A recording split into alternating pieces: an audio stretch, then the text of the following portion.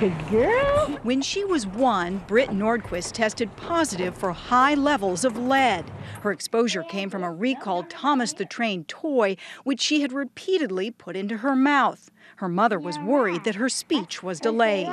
She does not have, the number of words that she should have at this age. She should have about 6 to 8 words, and she really doesn't.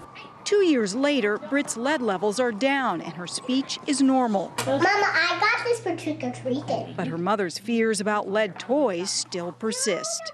I'm going to do what I can as a consumer and as a mother to make sure that these kind of products are not in my home. Making her job a little easier, the Consumer Product Safety Improvement Act, which just this year lowered lead levels in products made for children under 12 and forced toy makers to do independent lead testing or face stiff penalties. The 2007 big toy recall was really a wake-up call for the entire industry. In 2007, more than 26 million toys were recalled for lead and other dangers, sending parents into a panic.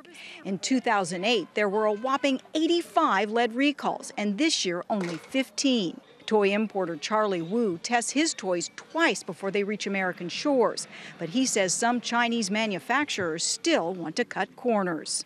A lot of them ask me, like, when are we going back to the old way of doing business? And what do you... Never. It's gone. Okay, it's a new day. In years past, just getting toys to the U.S. almost guaranteed shelf space. Not anymore. The Consumer Product Safety Commission has now stationed inspectors full-time at 10 major U.S. ports to check for lead in toys. Advocates at the Center for Environmental Health are responsible for much of the progress. The small organization started doing random toy testing and suing toy makers to expose dangerous lead levels in 2007. We had many motivations to do this work. One was to protect the kids who play with the toys. Another was to protect the workers who were manufacturing the toys. Gotcha!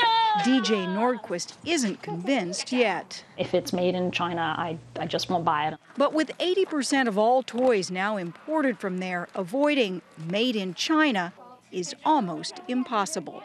Sandra Hughes, CBS News, Los Angeles.